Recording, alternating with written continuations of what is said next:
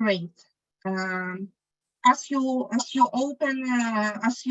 the webinar, we also had a quick poll around where you come from. So if you could just fill that in, it really helps us to track how we advertise and contact you from our side with our work and what is interesting to you, so we can really target you with the content that is as adapted to as possible. And just the last point before we jump right into the access trends. My name is Eva Wiliczka, and I'm the team leader for the ACAPS Ukraine Analysis Hub. And today's panelists will be Abim Sharp, who is an information analyst and access specialist in our Ukraine hub in ACAPS.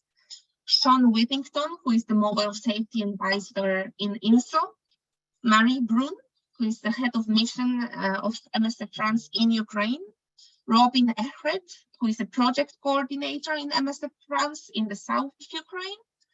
And Vladimir Ukrainsky, who is the director of Caritas in Odessa. And just so you know, Vladimir will be speaking in Russian. And we will be providing translation from ACAPS side. So we also have Ores Poliszczuk with us, who is a data analyst in ACAPS, but has kindly agreed to provide a translation. I think this is enough as far as opening remarks go. Welcome everyone, and let's move immediately to our first point of the webinar, which will be access trends in non-government controlled areas in Ukraine. And Abim, if you could please start the webinar with introducing what are the main findings of your analysis on the subject. Yes, Eva, thank you. And hi, everyone. So as Eva said, we will be focusing on a reporting period between November and February. This is our analysis is based on data collection of access events based on secondary data sources. With our access model, we're able to do a oblast level modeling of access severity scores. And more specifically for the published report, we've also done 10 key informant interviews with local responders and NGOs, and also held a joint analysis session with humanitarian responders. So when we put all of our scores on a map, this is what the access situation looks like in Ukraine as at the 28th of February. From here, we can see clearly the impact of the frontline on access severity of frontline oblasts, but we also see some other interesting things, such as Mykolaiv still having a higher access constraint, even though the front lines have moved away. And also the high number of shelling incidents on the border areas of Sumy, Chernihiv, and Kharkiv Oblasts. Now moving on more towards the access trends in non-government controlled areas. So we have chosen to focus on one main driver of access constraints in non-government controlled areas, namely the increased efforts of Russian authorities to integrate these territories into the Russian social and economic system. And these efforts have come with specific impacts, namely the biggest one probably is the switch to rubles. So as of 1st of January, there's a shift to rubles in the NGCAs, which means that from the reports we've read, this means that businesses were threatened if they continued using the Ukrainian hryvnia, and this could potentially also affect people who were relying on online banking services in hryvnias. We've also seen an increasing number of reported takeover of civilian facilities for military use. The main facilities that were taken over were hospitals being turned into military hospitals, probably in anticipation of an expected increased number of military casualties. on the Russian side, but we've also seen schools and other facilities being taken over. We've also seen increased requirements for the holding of Russian passport to access certain services. Specifically, we've seen this with regards to employment in the public sector, medical services, some report of medical services and insurance requiring Russian passports, and also social assistance, including pensions. We've also seen reports of children being forced into the Russian education system, which also involves Russian authorities investigating whether children are participating in online classes in the Ukrainian system, and interrogation during medical checkups, etc. And then especially during the New Year's period, so between, let's say, the end of December and beginning of January, there are also several movement restrictions in specific localities where the local population was not allowed to move in or out. And we've also seen these movement restrictions repeated more recently whenever there's a suspicion of, let's say, collaboration with Ukrainian forces from people within the NGCAs. Now I think we can move on to Sean from INSO, who will provide some, I guess, security insights on the NGCAs. Yes, thank you so much, Abim. So we thank you for this quick introduction of what have been the main access constraints. And Sean, as Abim mentioned, could you please maybe explain to us from the security safety perspective, how do you think the security situation is likely to evolve, whether there is anything that humanitarian responders should be particularly preparing for or doing in order to mitigate the access conditions right now? Yeah, can you hear me okay? Yes, we can hear you very well. Great. Thank you all for having me here. It's obviously an important topic. So moving forward, I guess in the extreme short term, one of the things that I think is important to highlight is the general suspicion of international NGOs among Russian authorities. They're often labeled very high-profile organizations by the Russian government as foreign agents, which gives the Russian authorities agency to restrict the operations of those NGOs or even ban them.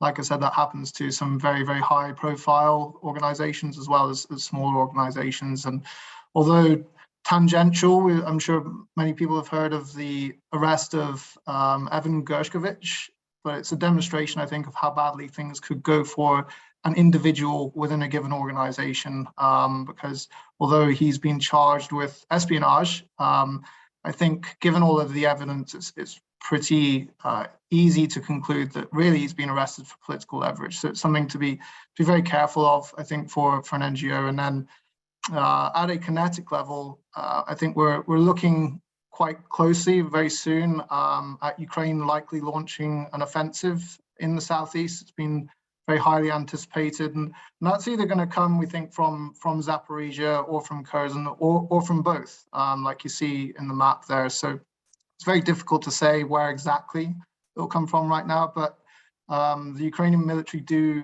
a very good job of maintaining their operational security. So engenders a lot of ambiguity into the next kind of month, I suppose, month or even beyond.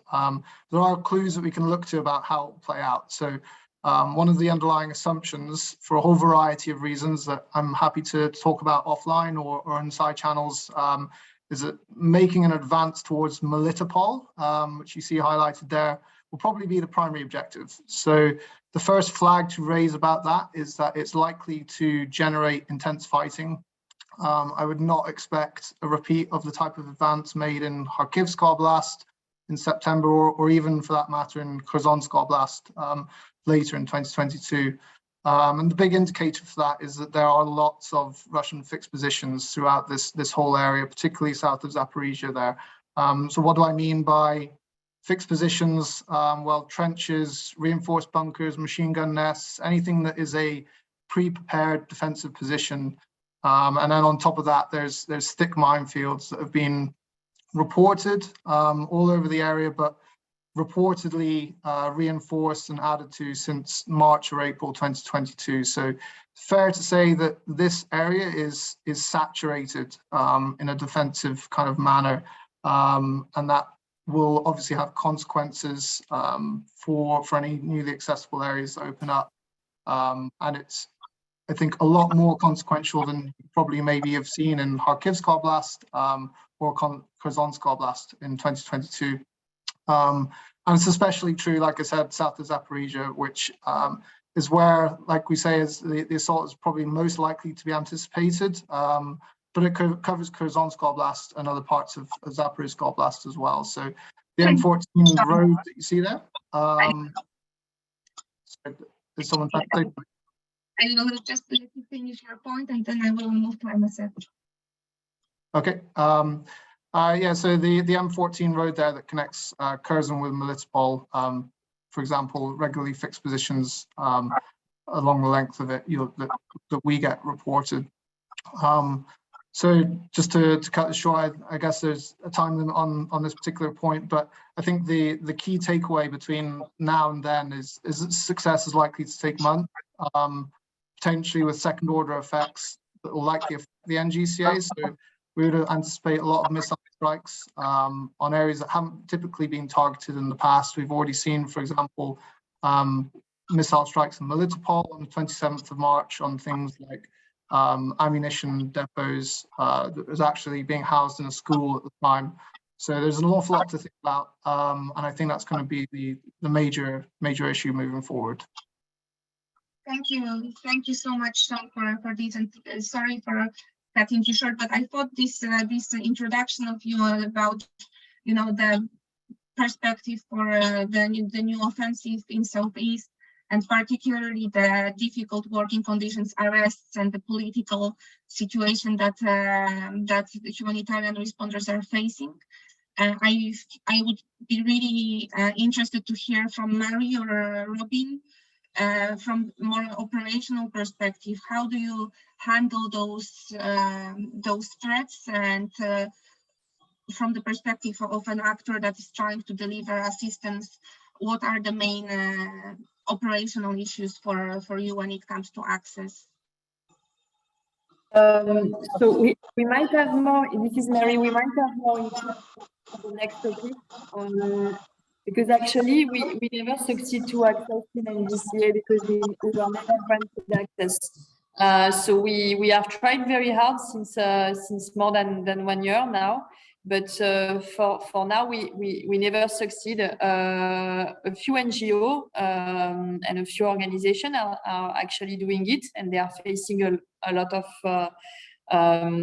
difficulties, but MSF never succeed for the moment to do it. Of course, we are trying to monitor the situation as much as we can, and we will be ready to intervene whenever there will be any move of the front line, if there is any. But yeah, that's the only thing that I can say for this topic for now. I completely understand, and I know how challenging it is, but would you mind explaining to us currently what are like the main constraints that you face that do not allow you to enter those areas? Oh, the authority. Yeah, to be honest, yeah, that's the main constraint. I don't know if there is any other participant that were facing the same things. After, there is another thing that we are also considering, is that even if we were granted access, we are also considering the safety and the security of our team and the exposure. And in this particular area, we know that it's particularly difficult. But probably Sean can confirm that, but there were different cases, especially in Donetsk area, for humanitarian security incidents in the first trimester and in the last trimester of 2022. So even though we would have access, we would consider very carefully how we would do it. Another thing also would be linked with the supply. That will be another point that it's something difficult to discuss about how we can supply our drugs, and that will be a constraint where we might disagree also on that. So that's where we stand at the moment from MSF side. Great. Thank you. I was wondering, Vladimir, if there is any point that you would like to add to this conversation. Should I translate? Yeah. Yes. Владимир, здравствуйте, вы меня слышите? Да, слышу. Мне как лучше к вам обращаться, на русском или на украинском? На русском. Или на как? На русском. Okay. Yeah, could you please repeat the question? Yes, I was just wondering if Vladimir wanted to add something on the NGCA trends in access. Владимир, не могли бы вы добавить что-то, если у вас, конечно, есть что добавить по трендам в... Разговаривали только о оккупированных территориях. Так, да. Caritas на оккупированные территории не ездит. Это даже не рассматриваются такие варианты. То есть мы помогаем только на деоккупированных территориях. Okay, so Caritas doesn't work at occupied territories. Caritas only works on government control areas. Yes, so that's what I suspected. Thank you very much, Odessa and Vladimir. We are going to go now into more discussion on those territories that people are more operational on, but because there are those areas that are completely non-accessible, I was wondering if there are any questions around access to NGCAs from anyone in the audience, or any comments. I see that there are 2 questions in the chat that I marked for later, because we are going to discuss both more methodology and mine issues when we talk about government-controlled areas. But anyone who would like to ask something to any of the parties, the panelists, or comments on what we have discussed so far around access trends in non-government controlled areas. I'll just watch the chat or see whether someone is raising your hand.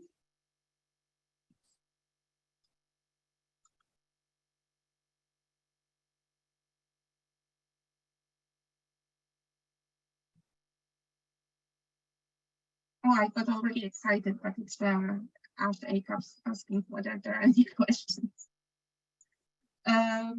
Excuse me, this is Yuri Paraschuk. I have a question. Go When ahead. people talk about governments, I know this is obvious to you. Could you explain which government you're talking about? For example, the lady from Caritas, from MSF, described the issue of authority. Whose authority to do what? I mean, these are simple questions, right? But for people like myself, they're not obvious. Thank you. Thank you very much, Yuri. Quickly, just to answer, so after it's mainly a question of we have been talking to different people at pretty high level, actually, and after it's also mainly a question of perception. So we are not only sure that if we would access how it could be perceived and how it could jeopardize the current activity that we have also. So that's I can't really enter in detail because I'm not the only representative of MSF actually, and we are 5 different sections. And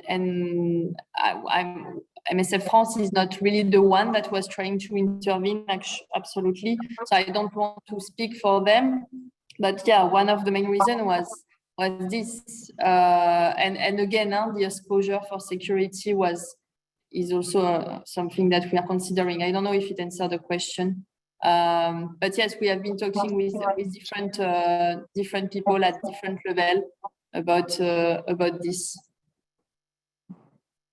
Yeah, thank you so much, Robin. And I recognize, Yuri, that it is sometimes confusing when it comes to language and we talk about authorities. There is different controls of the areas and different authorities involved.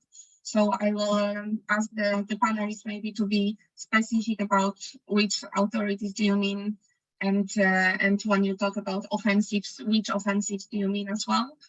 Sean, do you have anything to add on this, like political negotiations and duality of control of the areas?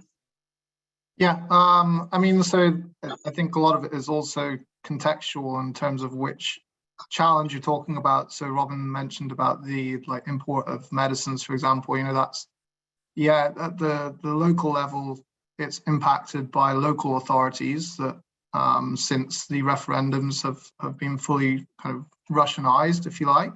But that's a geopolitical issue as well. So it's difficult, I think, to fully delineate one or the other. And it's the same, you know, with crossing the front line, which was accessible up until about January time as a civilian. Believe it or not, you could cross the front line under very strict circumstances just south of Zaporizhia, which has since closed. But again, the kind of local actors have an influence, but that is ultimately a geopolitical decision that is exhibiting itself on the ground. So I take the point fully that it's important to be able to be clear about who we're talking about in terms of authorities, but a lot of the time it's not 100% one or the other. Great, thank you so much, Sean.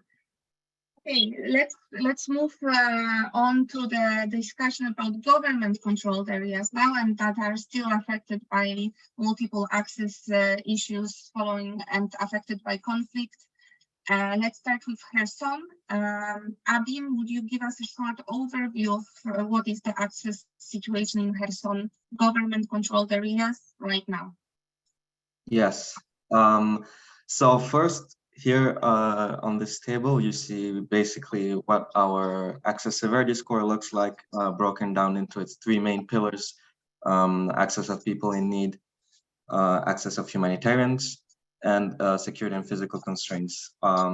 So this access severity score is applicable to the government controls areas of Kherson, and we see that the access severity remains high despite the area being government controlled. And why is that? Well, the main reason is the continuing of shelling. Well, actually, shelling has dramatically increased since in the immediate aftermath of the area becoming government controlled, and it has remained at sort of that high plateau with multiple incidents per day. Shelling also impacts people's behaviors. They don't want to go out as often, either to the shops, to work, or to humanitarian distribution points. We have seen actually humanitarian distribution points being hit by this shelling, and of course the shelling also impacts the operation of humanitarians based on their various security protocols. It may impact how much time they may be able to spend in the city.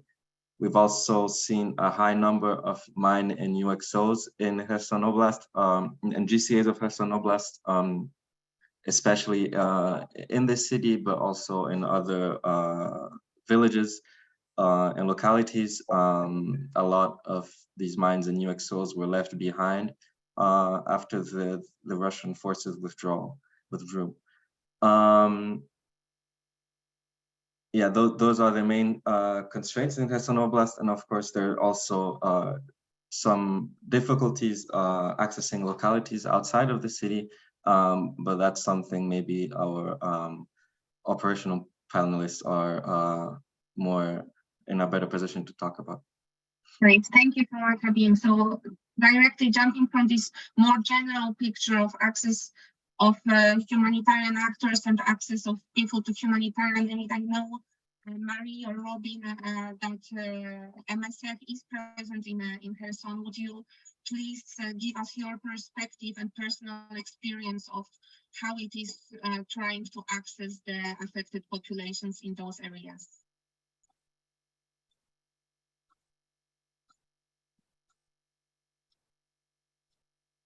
Marie, Robin, are you with us? Yeah, hello. Sorry, Eva. It was difficult to hear you sometimes. Yeah, I'm here. No problem. Yeah, so this is Robin. Before was Marie. Yeah.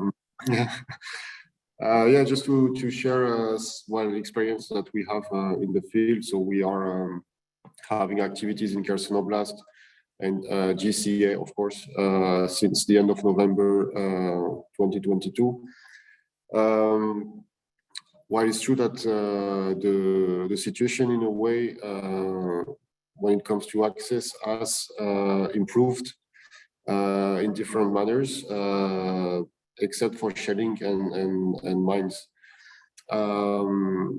We observed since the end of November last year, when it comes to checkpoints, for example, many checkpoints have been removed. And the controls are less strict than it was right after these territories were retaken by Ukrainian forces. And more roads are safe to go on, to drive on.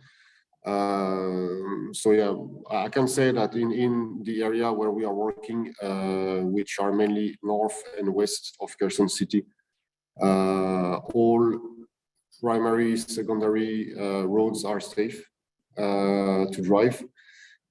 So access has improved in that sense during the months, the last month of last year and the first month of 2023.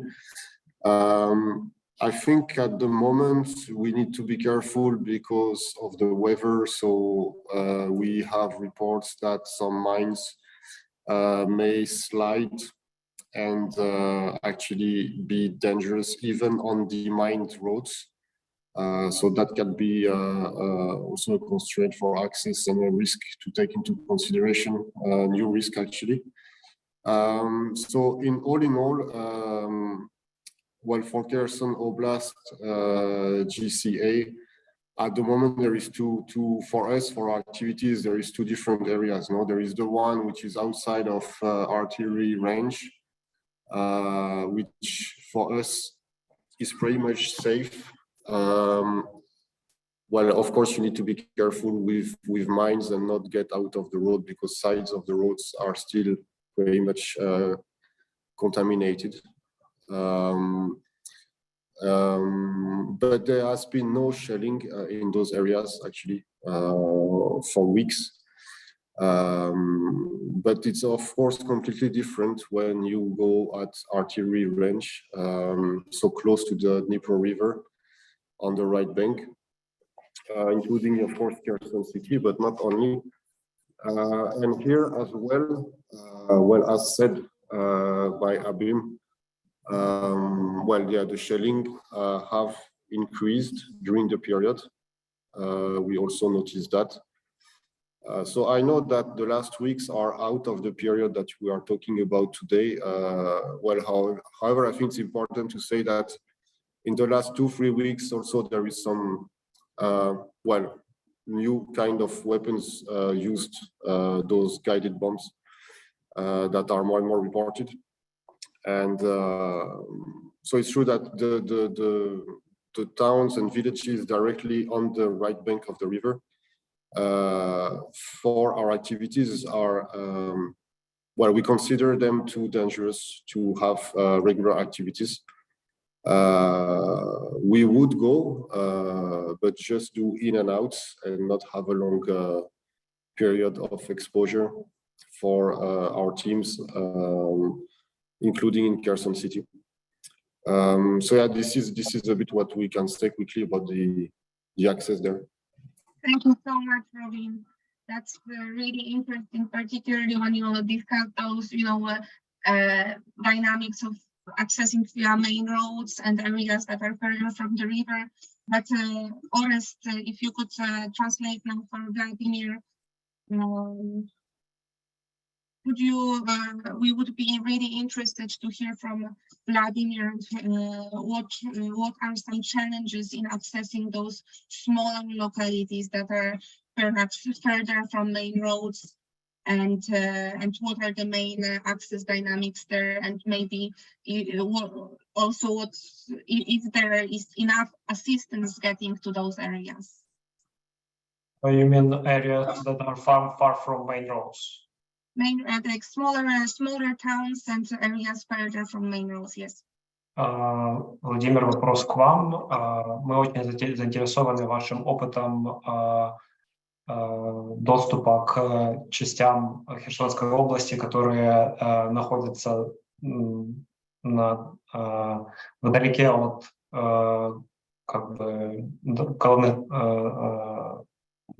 от дорог, труднодоступные места, которые редко посещаемые. Какой ваш опыт работы там?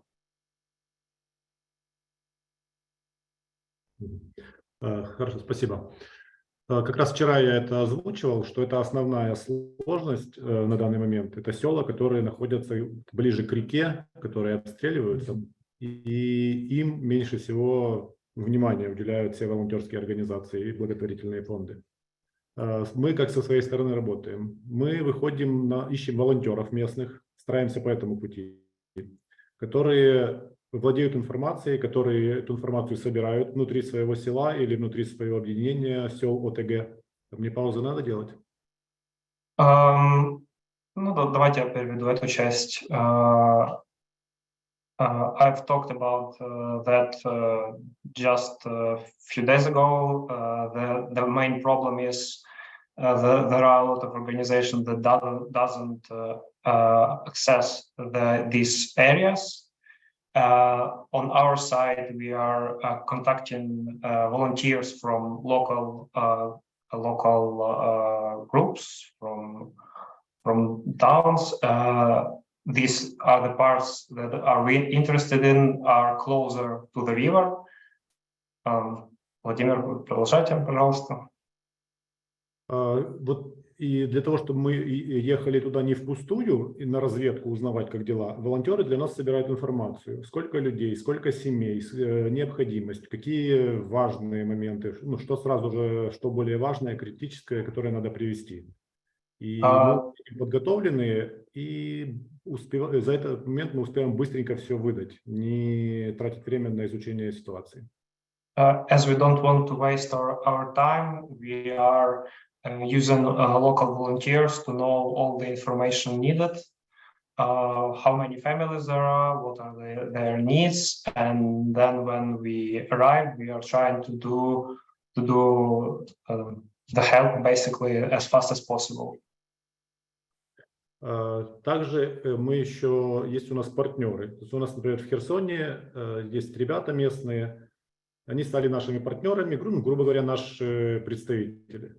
И мы также с помощью этих ребят работаем. В Херсоне мы склад не стали организовывать, потому что достаточно опасно обстрелы. Мы организовали склад в Николаеве, и с Николаева в Херсон можем такими же мобильными группами поставлять. А партнеры у вас есть в Николаеве или в Херсоне? В Херсоне. В Николаеве у нас свой филиал, а в Херсоне у нас местные жители, наши партнеры, скажем так. Okay, we have local partners inside of Kherson Oblast, Kherson region to help, and we decided to have our warehouse in Nikolaev Oblast, as the Kherson Oblast is dangerous. Thank you so much, Vladimir, and thank you, Orest, for helping us with translation. There is a question in the chat around what about armed drones, and you record about such incidents. So Sean, could you maybe tell us a bit more about the aerial threats, like shelling drones, around Ukraine-controlled areas in Kherson and possibly other oblasts around. Yeah.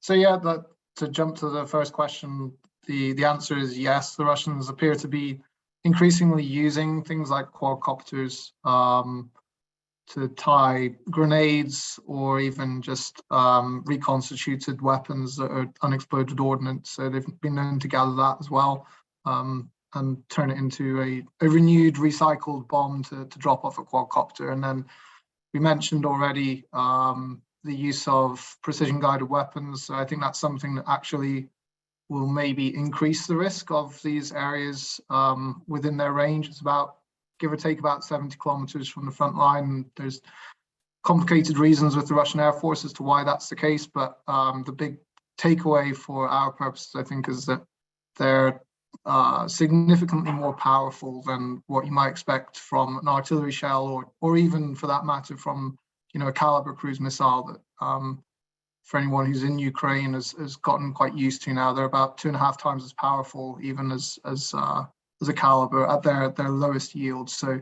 that's kind of the developments we're seeing at the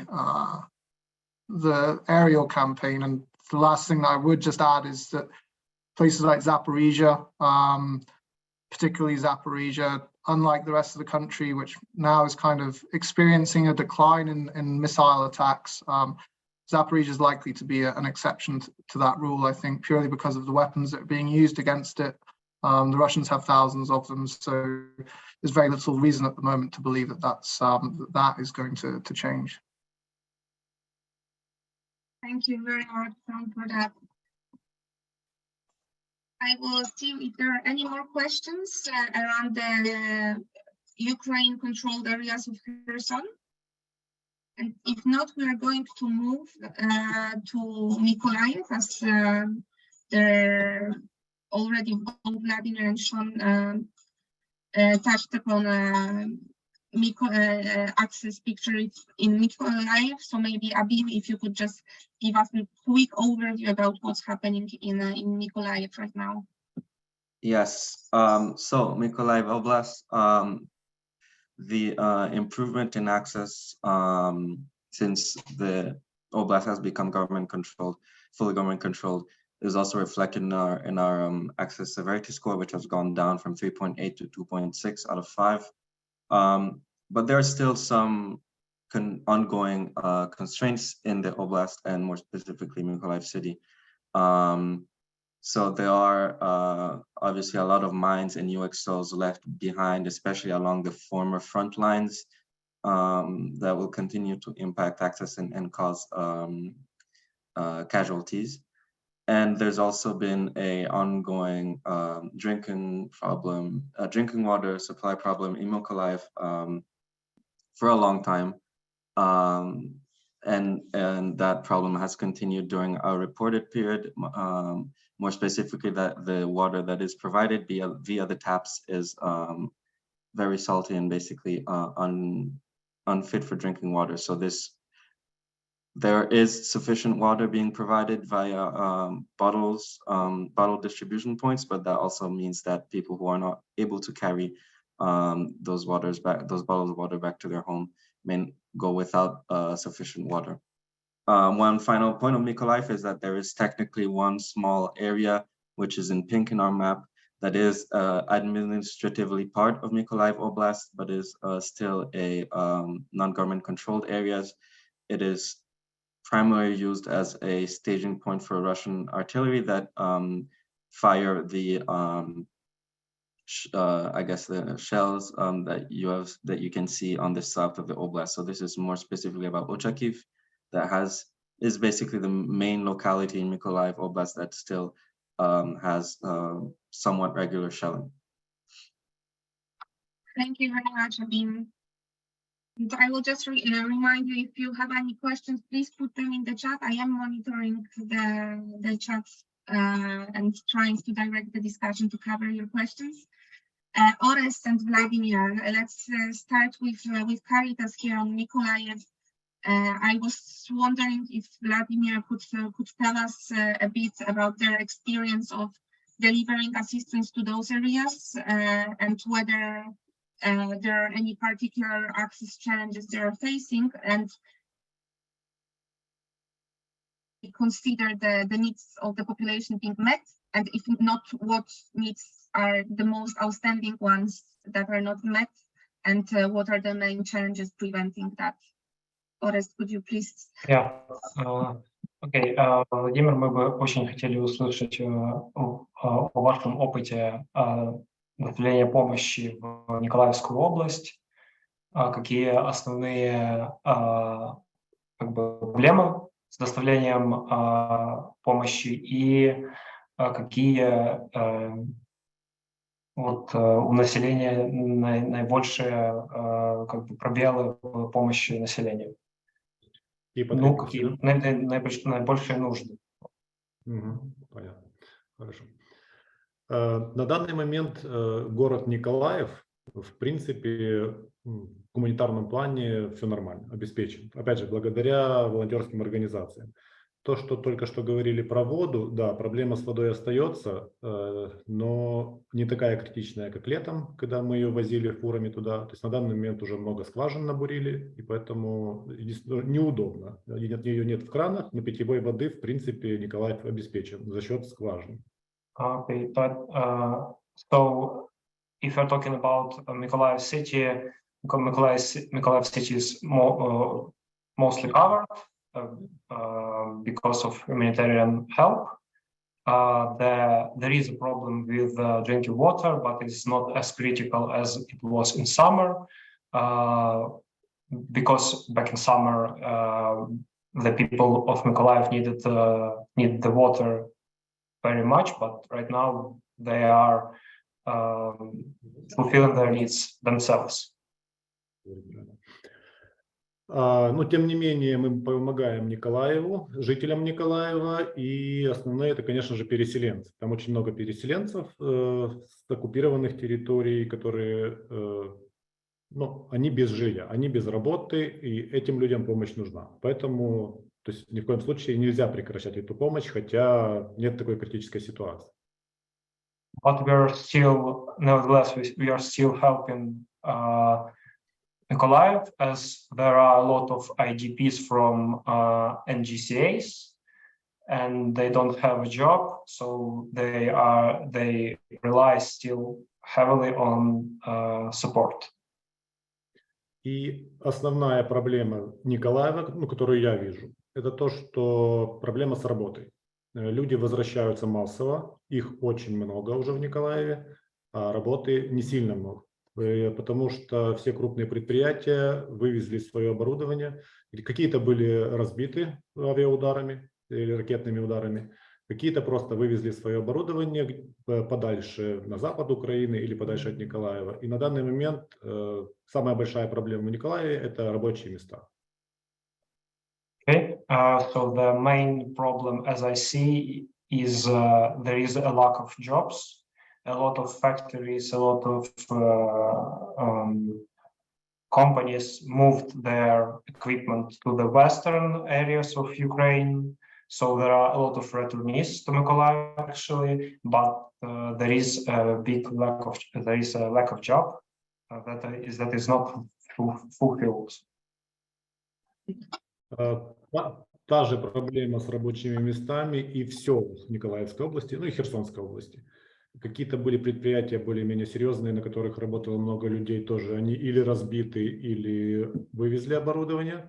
Плюс в поля пока страшно, потихоньку их разминируют, но пока еще поля не функционируют полностью. И поэтому люди сельские, которые работали в полях, тоже пока остаются без работы. Same situation is in rural areas, as the companies are either destroyed or moved. Also, there is a problem with agriculture. People are afraid to continue the cropping season. So the situation is similar as in urban areas. There is a big lack of jobs.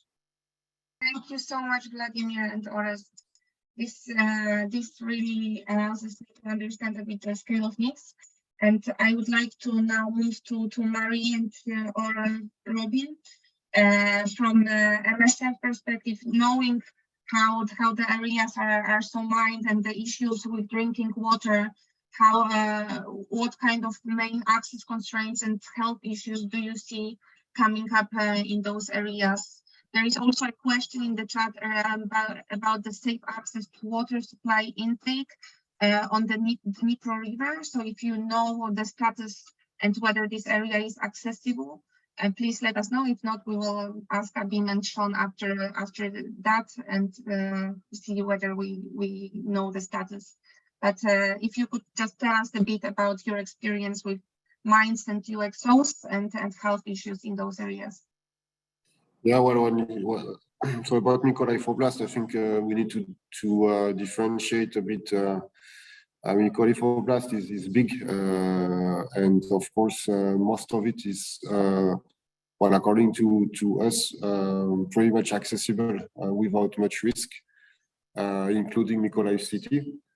But then you have the area south of Mykolaiv city towards Kherson and east of Mykolaiv city towards Snyorivka.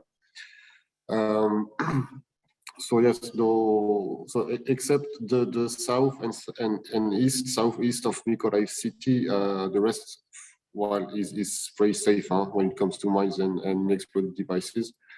Then actually the area where the front line was until November, well, is still pretty much contaminated as well by mines and exploded devices. Also, their main roads are demined and are safe. So a bit the same situation I was describing about Kherson Oblast. However, there are still, well, dirt roads. Some of them are still not cleared, so to be avoided. And what we can observe, since, while the most of the former frontline was actually in Mykolaiv Oblast, destructions are more important in the south of Mykolaiv Oblast, and shelling were more important until November. So there might be more unexploded devices in this area, in villages and towns. And it's actually where also this strip of land, which was the former front line, this is where most mine incidents are occurring lately.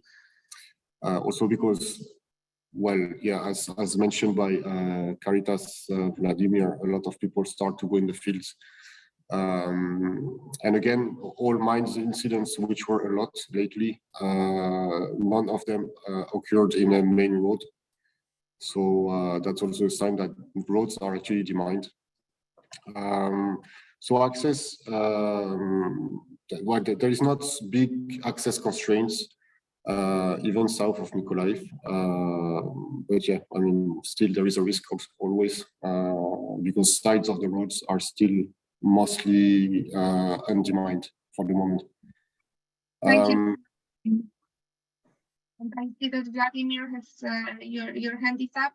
Or if you could ask Vladimir to also touch on the question in the chat, which area has been the most challenging for your team in terms of building trust with local support and fighting potential disinformation? Владимир, я сначала, наверное, задам вам вопрос из чата, если вы не против. Какой регион как бы наиболее проблемный для вас для того, чтобы ну, как бы охватить доверие населения? Я не совсем понял вопрос, если честно. Но... Доверие? Да. The question is, what is the area where the most problematic area where there is a problem with где именно построить отношения с местными. Formation and sort of building relationships with local groups. Да, проблема с, как бы с отношением к локальным группам, отношения, то есть доверие и такое. Тут больше недоверие идет к власти, и поэтому то, что я озвучивал, мы стараемся даже больше с волонтерами общаться, потому что от них более корректная информация, и как сам люди им доверяют больше. Потому что иногда сталкиваешься с тем, что голова сельской рады в каких-то селах настолько люди им не доверяют, что мы с ними даже не начинаем сотрудничество. То есть мы идем через волонтеров. Okay, there is a big issues with government, actually, not with volunteers or humanitarian organizations. So we try to work with volunteers because people mostly have lack of trust towards actually government, not volunteers.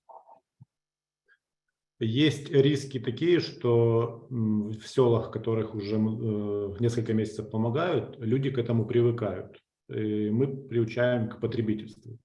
И вот был вопрос, если дезинформация, то есть да, это есть, люди начинают прибедняться, даже слишком рассказывать, как им плохо, что им никто не помогает, хотя мы сами точно знаем, что помогают, и мы помогаем, и другие. Но доходит информация от людей, что мы бедные, несчастные, нас все бросили. There are areas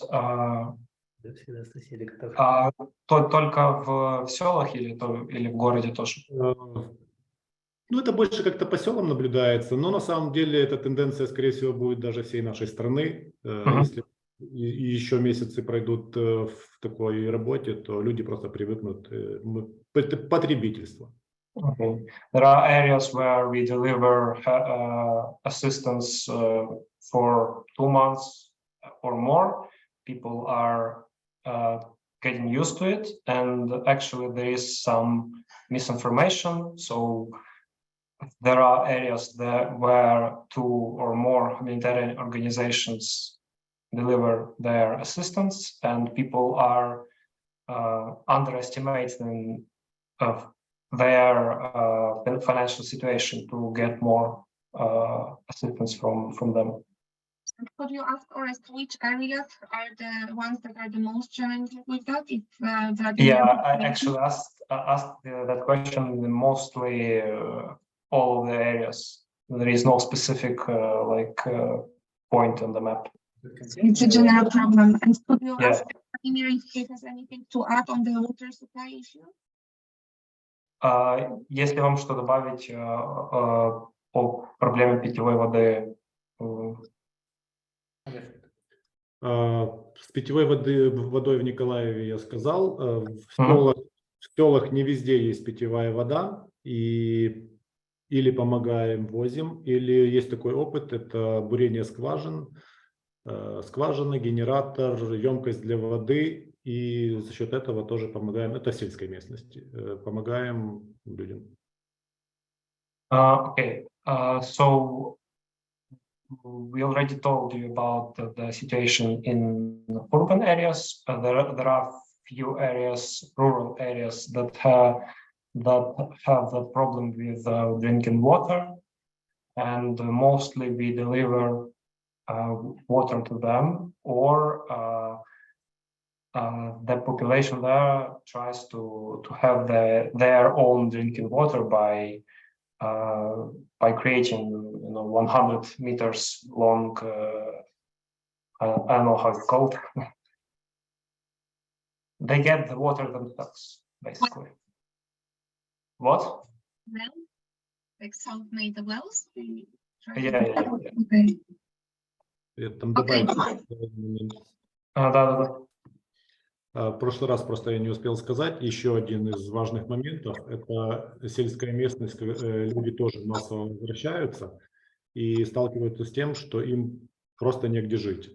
Это дома разрушены, и даже если дома не разрушены, побита крыша осколками, что за время, ну, за зиму, дожди, снег, это все уже позатекало, и плесень испорченная, и это основная, очень большая проблема всех. Чем мы как раз в последнее время больше и работаем. Это частичные ремонты, модульные домики, просто стройматериалы. То есть это большая зона риска. There is also a big risk, and we can report that especially in rural areas, people are returning to their homes, but the places that they were living are partially or completely destroyed. So for the period of their absence, there was a lot of water, rain, and that made the places unlivable. So we are actually concentrating less time on creating the or either repairing the houses or creating some places to live for the people to live. Thank you so much, Orest and Vladimir. We have run out of time right now, but very glad that we've managed to answer your question. And thank you for everyone that put their questions in the chat. If there are any more questions, please do not hesitate to contact us. If you could, yes, this you can see our email address, ukrainehub@acaps.org, and if you scan this QR code, you will be redirected to how to join our newsletter. And so we hope that you found the webinar really interesting. If you have any feedback or how we can improve in the future, we are really grateful for that. There will be some closing poll asking you to say what did you enjoy and what not, so we can also improve for the future. We would be really grateful if you could fill that in. And I would like to close with a big thank you to Abim for your work on this access report and our ACAPS access analysis. And big thank you to Sean, Mary, Robin, and Vladimir. Dziękuję. Thank you so much for your participation and for sharing your perspectives and expertise on the access issues in Ukraine. Thanks, everybody. Thank you so much. Thank you. Thank you.